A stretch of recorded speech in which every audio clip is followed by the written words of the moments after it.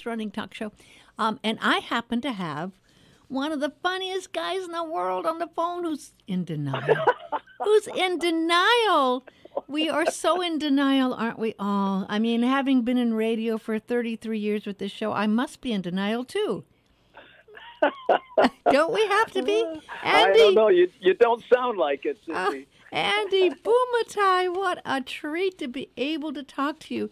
I have to say, to see the three legends of comedy, you and the great Augie T, who we love, used to work at our radio station on the Q. Yeah. And, of course, Frank. I had to say, Frank De Lima called in last week, and just great guys. You know, He was. We just did the the Hilo Palace in Hilo, and had a great time there. It's so great to work with these guys. We don't often get to do it, Well, that's what I love about this, is that the fact that, we are kind of dinosaurs here in our radio station. Been doing radio a long time at this radio station, probably could be in the Guinness Book of World Records. And you know how it is, just keep going on, right? And yeah. I don't think is there retirement ever for comedians? I don't think there's anything such thing as retirement, is there? Well, it reminds me of when they asked Willie Nelson, when will you retire? And he says, what do you want me to stop doing, playing golf or singing songs? Yeah. It's too much fun. I'm doing the podcast, also with James Monty. We do that 5 days a week, it's on most social media platforms. And we edit out a television show, and we put that on Channel 50, and it airs here in Hawaii and in Las Vegas. So, I don't know if I'm retiring so much as I'm getting busier, I know that feeling. Absolutely know that feeling. Because, I don't want to get too real, but as you get to that point where you're going, I want to do as much as I can while I'm here, right? Exactly, and two, to me, creativity is a big part of being happy. Mm-hmm. That's all the problems you have with these kids running around and spray painting things on the wall. It's because they don't have a creative outlet, so they're forced into alleys to show their art and stuff. And we're just lucky to be able to do what we love, and that's what they say, right? It's not work if you love them. But there's also what you learn is the fact that you can have people around, like I know Greg is bringing in James Monty as well, doing a special show at the playground in a week or so. And so this is the thing, is you learn who you can work with, what you want to do, and what makes it easier, right, to do what you want to do. Well, I'll tell you what, as the years go by, your radar gets better. I think you're right, you're yeah. Am I wrong, Cindy? You're absolutely right. Your radar does get better. So much so that sometimes, my gosh, where you land up at the end of the tunnel where your radar is being directing is you was like, whoa, look at that one. I mean, sometimes you wonder, right? I mean, do you ever kind of go, wow, you do know where you started. And now you're looking back and going, wow, now I'm doing this. Would you have ever guessed you would be doing a podcast here and in Las Vegas and able to do all your fun things? You had that show on, I think, OC16. That's not happening anymore, right, though? That show was great. Well, no, that was on, OC16. Then I went to K5, and then we did a whole bunch of shows. That was television primarily, right? Yeah. But what we're doing now is a podcast online on most, platforms. Yeah. But we're editing out a television show from that and putting it on TV. So it's sort of a hybrid, but, you got to try different things, How do people find that on, is it on YouTube? Well, it's on, like I said, most major platforms: Twitch, YouTube, LinkedIn, Twitter, all of them. Huh. So just search Andy Bumatai on your favorite platform. I mean, not, Instagram and TikTok and that, but YouTube, Facebook, and LinkedIn especially, Well, you've been blessed to be able to work with people like Tom Jones, Kenny Loggins, the Beach Boys. Did you happen to see that Beach Boy, the tribute to the Beach Boys, the Grammy tribute to the Beach Boys on CBS? No, I did not. Oh, you have to watch that. That just aired about 2 weeks ago. You have to watch that. Okay, Lionel Richie. So as a comedian, when you get to hang out with these guys and you're doing the show, Do you get them laughing? Do you get them starting? And are you back in the green room and doing jokes back there?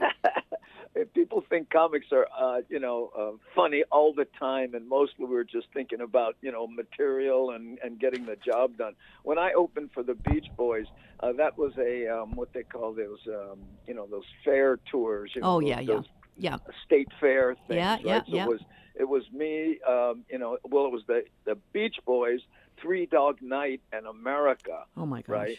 So, that it was a big show, and I was, kind of the MC comic, Right. So, yeah, we hung out, but it's interesting with the Beach Boys because you got to, these guys have been stars since they were in high school, right? So, they're on another level as far as what they want done and stuff. So, but it's always interesting, So comedy has changed in many ways than when you started your career. And there's a lot of different ways and comedians. And in some ways, are you surprised at how comedy has taken off? And do you think it's because of some of the things on YouTube and some of the comedy channels that this has kind of exploded? Well, as odd as it sounds, the appetite for comedy is in direct proportion to how upset people are with the way things are going. I mean, you can't watch cable television without having to take a shower afterwards now. So people are looking for a laugh. They're looking for a outlet to get away from all this negativity that's been flying around lately. So we're sort of the comedic indicator, economic indicator, if you will, of how things are going, So, there's that. And, the internet and how we do things now online and stuff is able to, get the word out there. Before we had to put posters on the telephone, telephone poles, right? But now we're like, Maui Arts and Cultural Center, upload, and boom, there we are. Q code. Yeah. So, and this is Friday. This is Friday's coming up in just a few days here.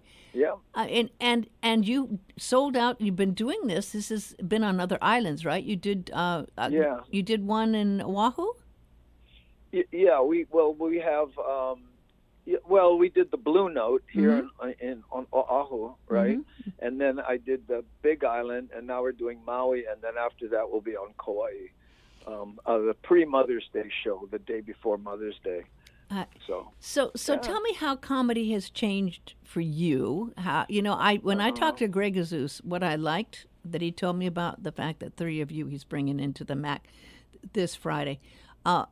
He said, I wanted something where people could go with their families, that with their whole auntie, uncle, kids, whatever, and just go and have a great time seeing some of the great legends that are from the islands here. And I get that. I mean, I immediately understood what he was saying. Not only is this a smorgasbord of comedy, I mean, we're all a little different, but but the same in that none of us swear, all of us are family friendly, but I think as comedy-wise, we're all very different, So anybody that it's like going to Baskin and Robbins, and we get, but there's only 3 flavors, but they're all very different. Okay, what flavor are you, Andy? Well, I'm probably more observational, and so is Augie, but he's probably more local from the the Kalihi side, even though I'm from Waianae, Frank is song parodies, right? So I mean, I think it's again, something for everybody. But like Augie and I are probably the most alike. We're both pure stand-ups. We stand up and do observational comedy. But I try to do stuff more along the lines. I mean, my heroes were Lenny Bruce and Mort Saul, who became a friend of mine. Yeah, love Mort Saul. And did you ever? You know who I loved? I'm old enough to remember. When I was a teenager, even before teenager, Lord Buckley. Do you remember Lord Buckley? Oh, yes, Lord Buckley. Didn't he just pass away? I've lost total track of him, but oh my gosh, his versions of some of those classics. He was the hip. I think he was before Lenny Bruce. Yeah. Well, yeah, but you know, different. Yeah. as far as the pure stand-ups go, you know, those were Lord Buckley and those guys were a different kind of. But I'm talking about just a cool guy leaning on a on a mic stand, you know, in a dark room kind of. That's what, and you know, it's interesting because it was my mom who listened to this stuff, Dick Gregory, you know, all those, Rusty Warren, you know, the Button-Down Mind of Bob Newhart, and all those guys, right? Oh gosh, yeah. But you know what, Lenny Bruce now wouldn't have been, you know, outrageous at all.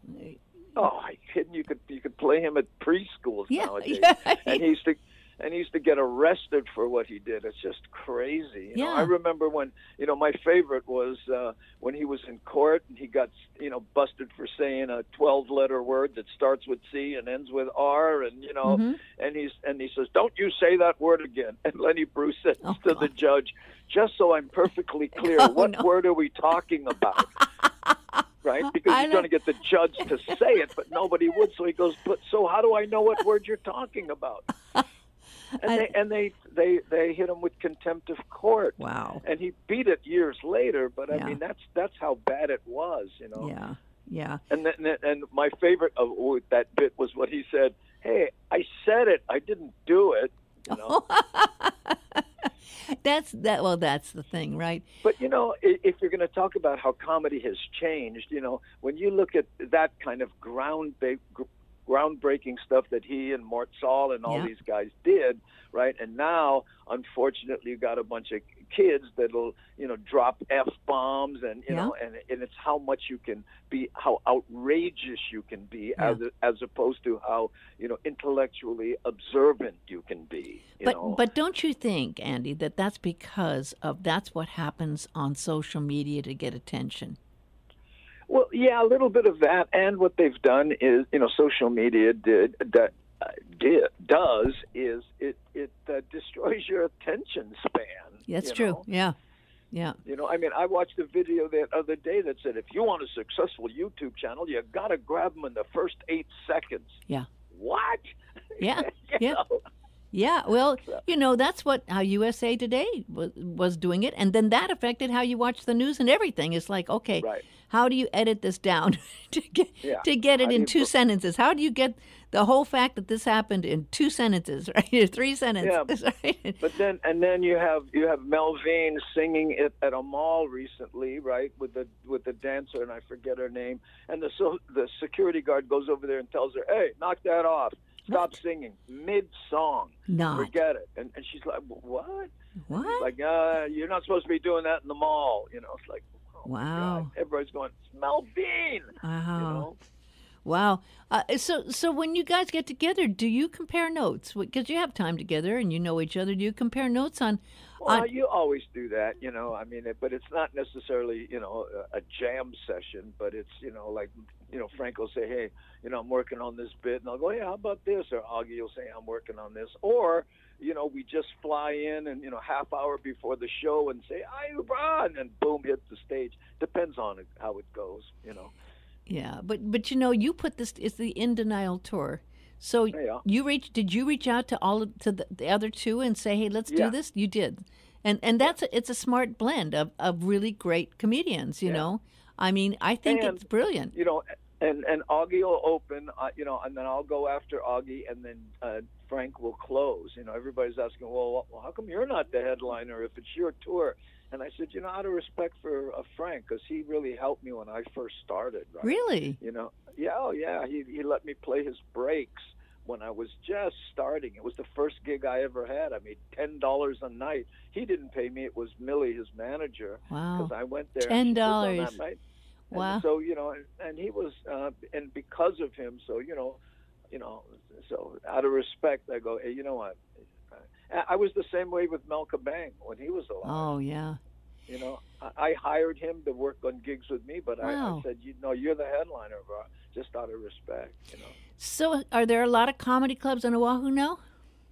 No, there's not really. I mean, the only real one is Stand Up Honolulu, and then there's, you know, Jose Dynamite does kind of comedy showcases in different bars, you know, that have a Wednesday comedy night and stuff, but the only real, true comedy club is Stand Up Honolulu in Kaka'ako. Yeah, I know Chino does his Power Up comedy here and has also had different comedians do it here.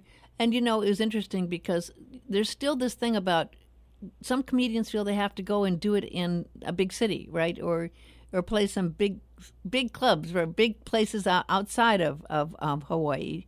And you did that. You spent some time, touring and stuff. And was it like a whole different foreign land doing that in other clubs on the mainland? Well, on the mainland, you got to do mainland comedy. You can't talk about Papokolea and but no more that much para fish anymore, guys. You do that Tahlequah, Oklahoma, and people what are you talking about? But in Las Vegas, you probably could, right?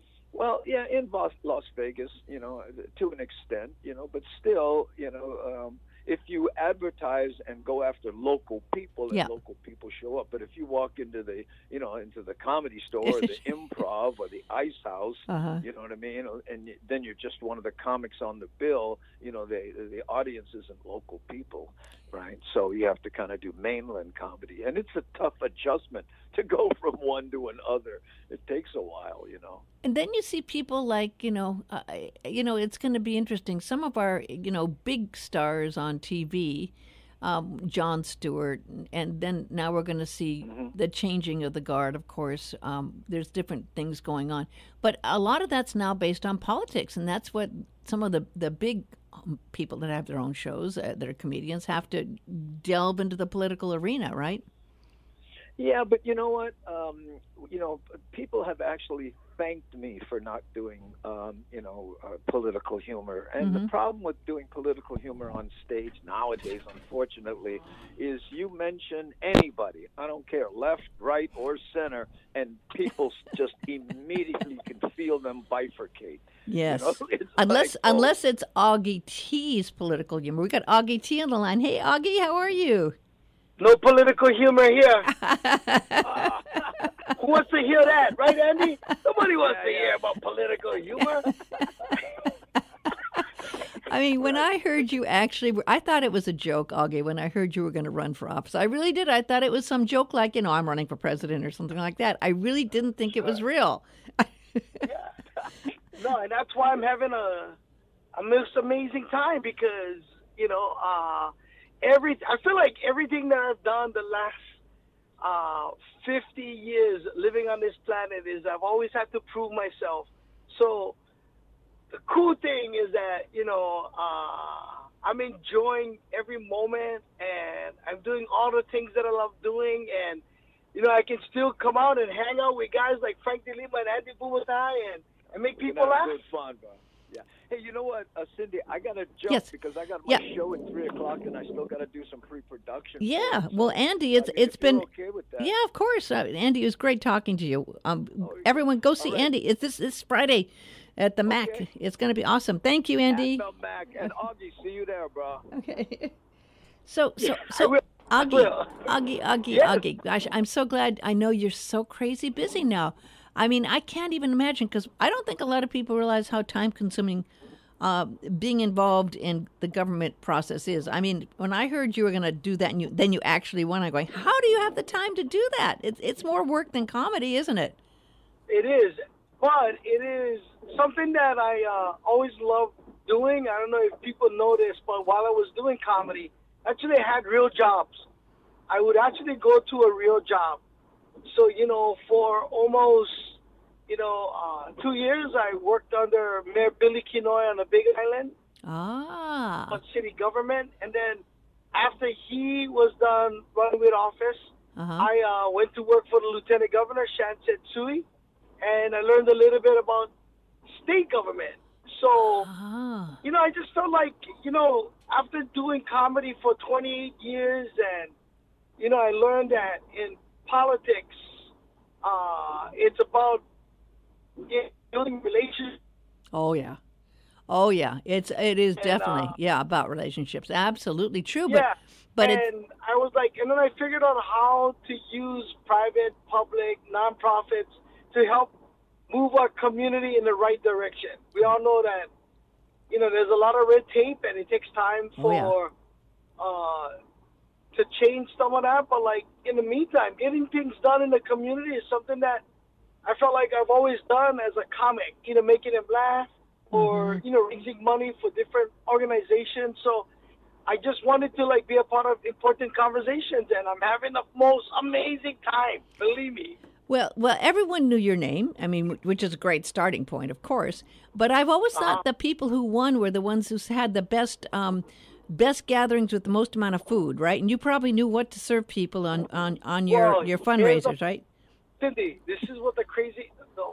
So I ran during the midst of the pandemic, meaning I couldn't do the things that most conventional fundraisers could do, and my opponent had almost $500,000 in his campaign war chest. Wow. So luckily, just before the pandemic, I went door to door, and I really worked hard. I knew that having a name was a blessing, but I also knew that having a name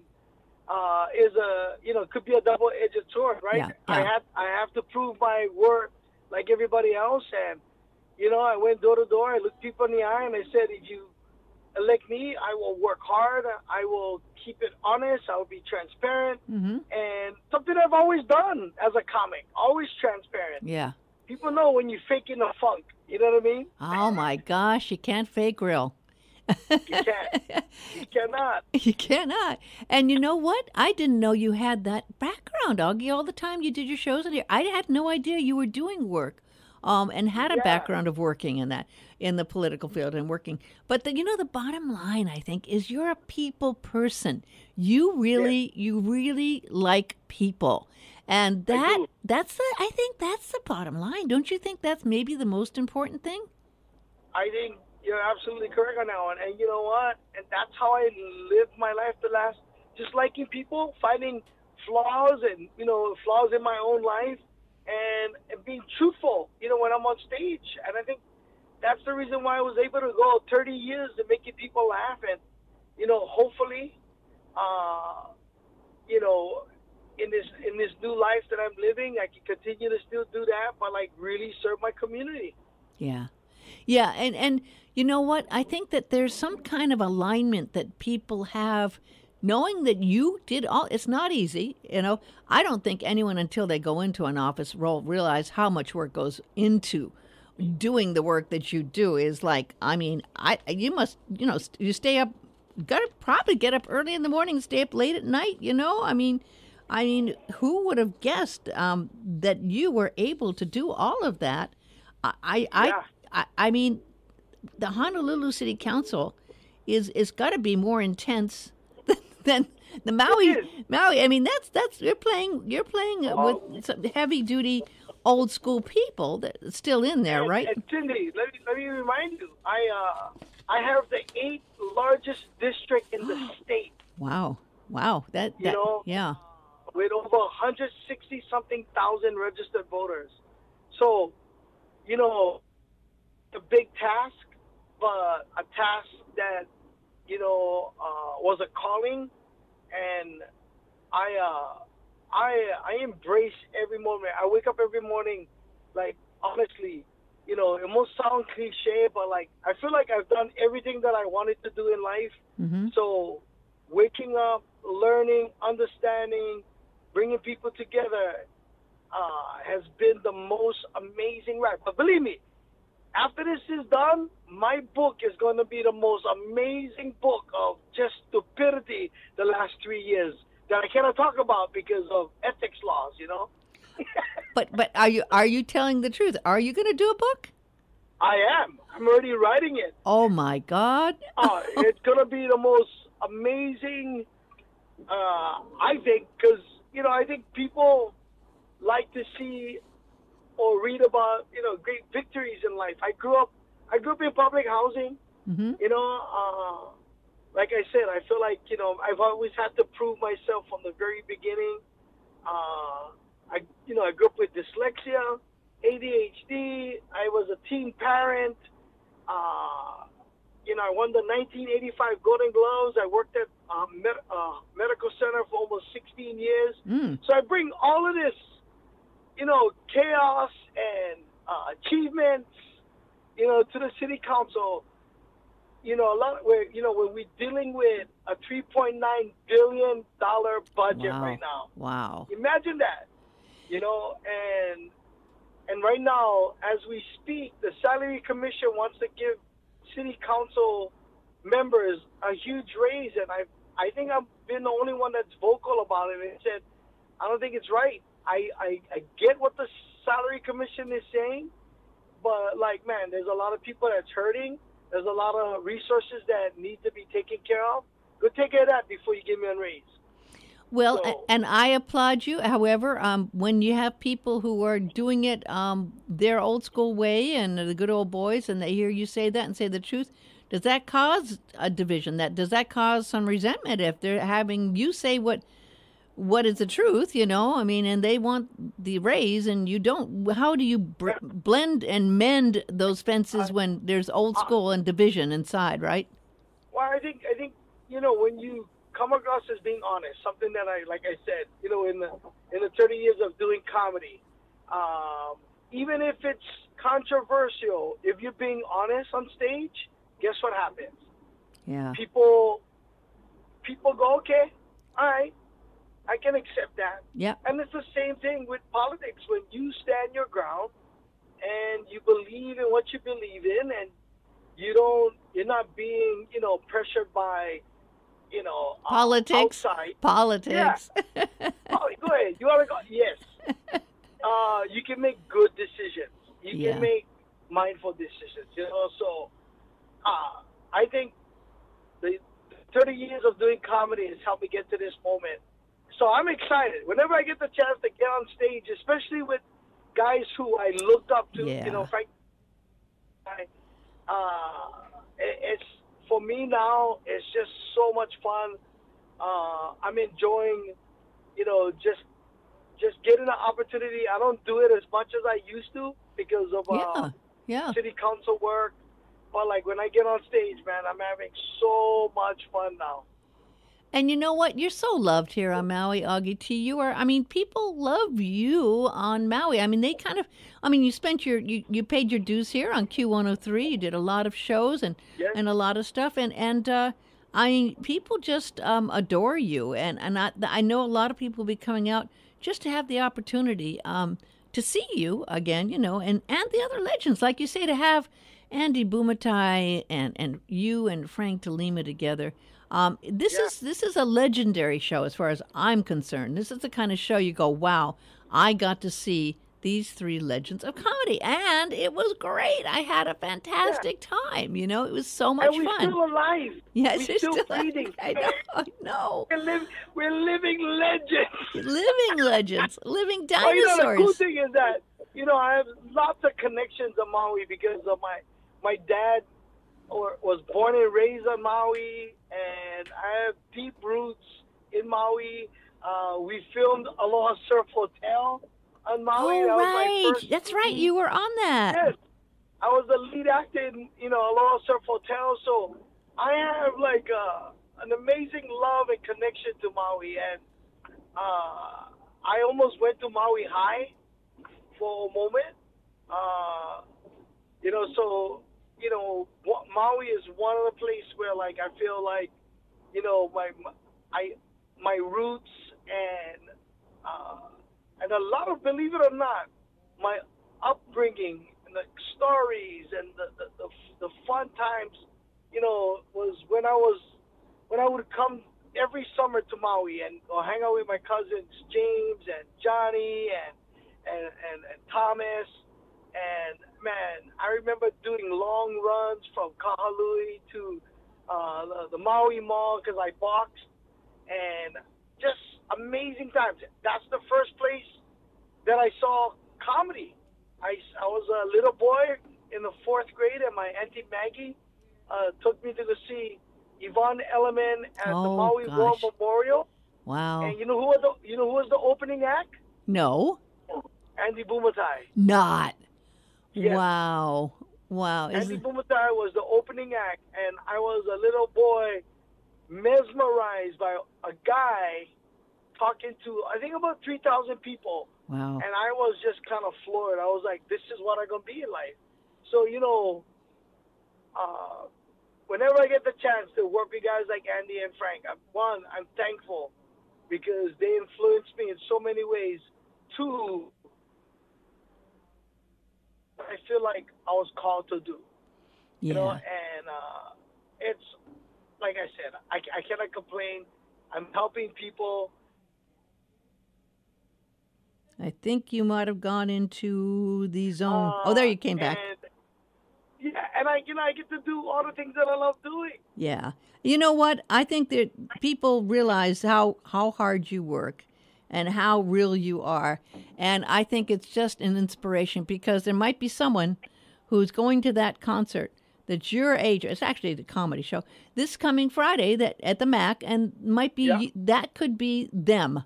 That you that was there at Yvonne Elliman and Andy Bumatai's show, that other person in the audience could be that same situation going, gosh, I could do that, right? I mean, if he did it, I could do that, right? Yes, and absolutely. And that's why, I worked hard to try to keep the act as clean as possible because I always felt like, when we were growing up, I never took us places. So, I try to always keep my shows affordable so that families can come. They can sit down, laugh with each other, and, and that's at the end of the, there's so much for me to be thankful for that I've been able to do that the last 30 years to keep, I know for me personally doing shows, I always try to keep it affordable so families can come and just maybe some kid like me sitting in the audience, watching will be inspired to do the same thing. Now, you've noticed that a lot of people, in fact, you and others have been able. I love the TV shows that are coming out of Oahu on Hawaii. I love Magnum PI. I like NCIS Hawaii.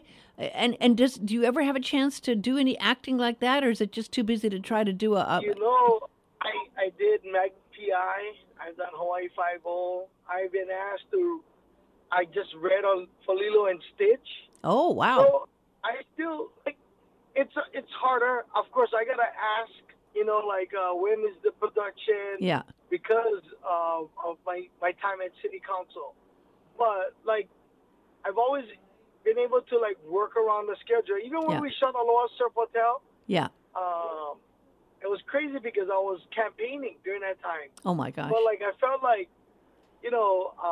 This is a project that I really wanted to do. I really wanted to work with Stefan and, and the guys that produced the movie. And the day that I won the election, the next day the movie showed in Oahu. Wow. How cool was that? I won an election. Wow. And then there were a whole bunch of people at Neiman Marcus on the top floor watching this movie. Amazing. In a drive-in setting.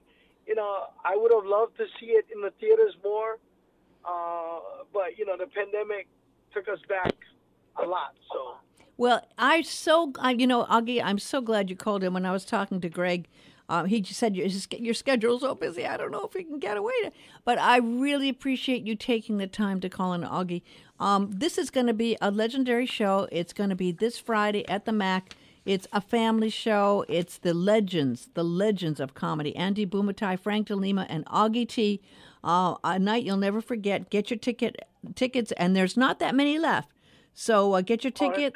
Get your tickets at mauiarts.org, Maui Arts, and there's all the information there. So it's going to be fun. So have a great time. Thank you so much for calling in, Augie. We love you. No. Cindy, we've talked many a times, but I don't think we ever talked for this length of time. I know, usually running in and out. Yeah, it's true. So I appreciate you learning more about me in this little interview, because we've seen each other many a time. Yes. When I worked at Q103, but it's always refreshing to to share, just my crazy journey, and I feel like it's just beginning. For me, I just feel like it's just beginning. Well, wait till you do the book tour. Yes. Thank you so much, Augie. Aloha. Aloha. Aloha. And next I have... Hello, Brian Neal Neal is on the phone. My gosh. Well, that was fun. I got to talk to Andy Bumatai, and